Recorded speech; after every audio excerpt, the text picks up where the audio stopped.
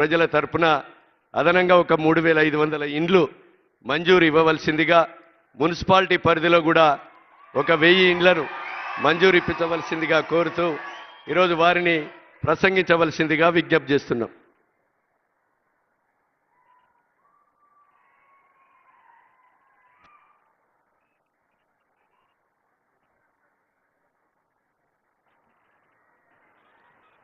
Check.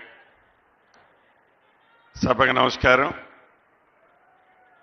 సభాధ్యక్షులు, స్థానిక శాసనసభ్యులు, మీ అందరి అభిమాన నాయకులు, నా మిత్రులు సత్యన్న గారికి, ఈరోజు ఈ అద్భుతమైన కార్యక్రమానికి ఇక్కడ విచ్చేసిన మన అందరి గుండెల్లో ఉన్న రేవంత్ అన్న గారికి, గౌరవ ముఖ్యమంత్రి గారికి, సహచార మంత్రివర్యులు శ్రీధర్ బాబు అన్న గారికి, సీతక్క గారికి, సురేఖక్క గారికి, వేదిక మీద ఉన్న ఎంపీ గారికి, మాజీ ఎంపీలు, కార్పొరేషన్ చైర్మన్లు, జిల్లా అధ్యక్షులు, ముఖ్య నాయకులు, ముఖ్యంగా ఈ కార్యక్రమంలో పాలు పంచుకుంటున్న నా ఆడబిడ్డలు, అన్నదమ్ములు, ఆడబిడ్డలు కూడా ఈరోజు ఇందిరమ్మ చీరలలో చాలా తేజస్గా ఈ రాష్ట్ర ప్రగతి ఎలా ఉందో నా ఆడబిడ్డల్ని ఈ చీరల్లో చూస్తుంటే, వారి ముఖంలో ఆనందాన్ని చూస్తుంటే అంతే తేజస్సుగా కనిపిస్తుంది.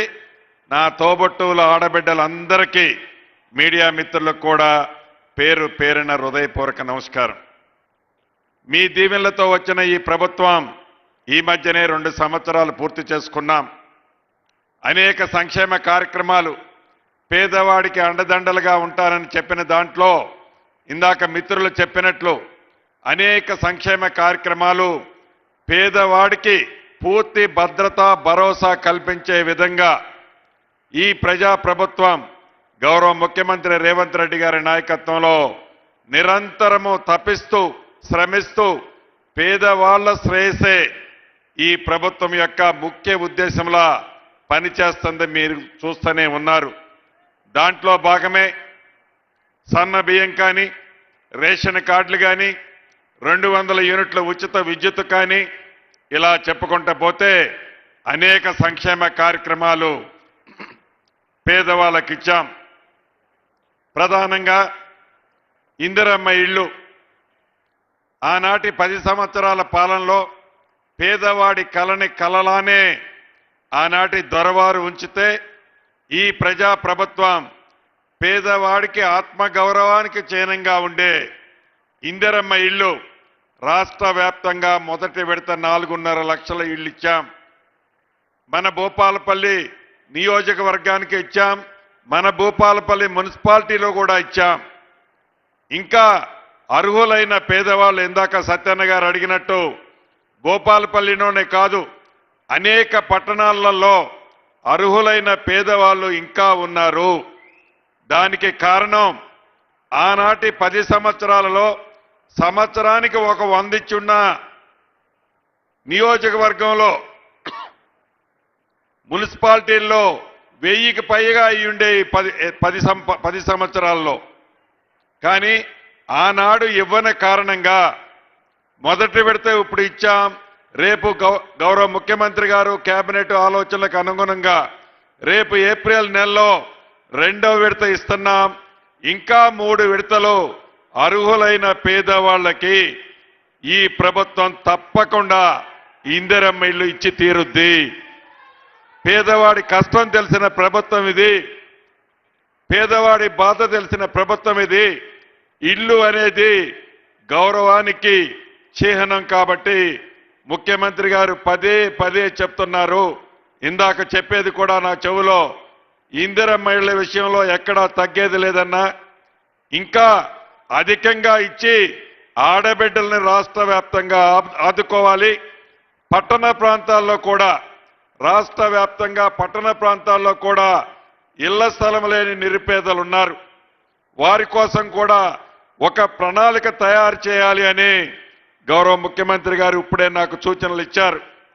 100కి 100% రాష్ట్ర వ్యాప్తంగా ఉన్న పట్టణాల్లో, అది భూపాలపల్లి కావచ్చు, కరీంనగర్ కావచ్చు, నిజామాబాద్ కావచ్చు, వరంగల్ కావచ్చు, ఖమ్మం కావచ్చు, ఆదిలాబాద్ కావచ్చు, అదే రకంగా రెండో రకంగా ఉండే కొత్తగూడెం కావచ్చు, వైరా కావచ్చు, సత్తుపల్లి కావచ్చు, ఇంకా ఏ మున్సిపాలిటీలోనైనా అర్హులైన పేదవాళ్ళు చాలా మంది ఉన్నారు.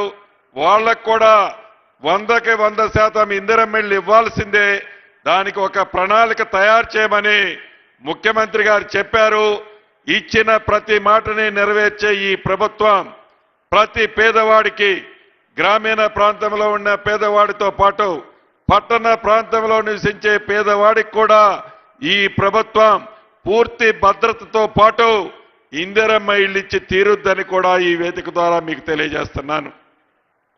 అంతేకాదు, ఇందాక సత్యాన్ని అడిగాడు, పట్టణ ప్రాంతాల్లో కొన్ని సర్వే నెంబర్ల భూముల సమస్య కొన్ని దశాబ్దాలుగా ఇబ్బంది ఉంది.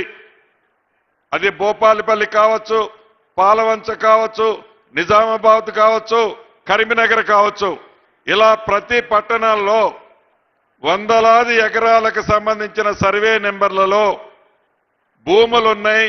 వాటికి సరైన డాక్యుమెంట్ లేని కారణంగా అక్కడ నివసించే నిరుపేదలు, భూములు కొద్దిగా ఉన్న ఆసాములు ఏదైనా పెళ్లి చేసుకోవాలన్నా, బిడ్డకి పెళ్లి చేయాలన్నా, కొడుకుకి చదివించాలన్నా బ్యాంకులో లోను పెట్టాలి అంటే ఆ బ్యాంకులో లోను పెట్టే విధంగా ఆ పత్రాలు లేని కారణంగా ఆ భూములున్న ఆసాములు ఇబ్బంది పడుతున్నారు.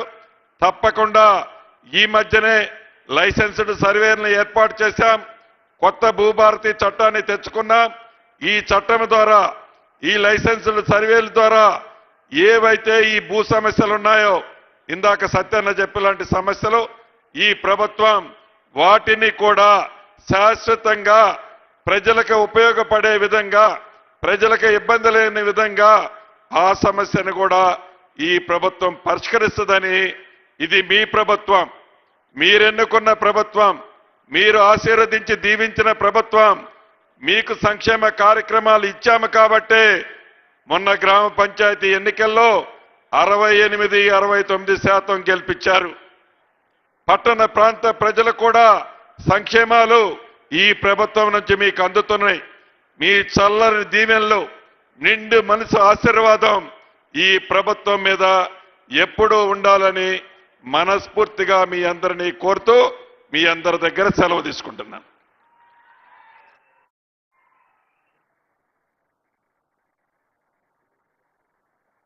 థ్యాంక్ యూ అన్నగారు. ఈరోజు మన జిల్లా మంత్రివర్యులు ఈరోజు నేను చెప్పినటువంటి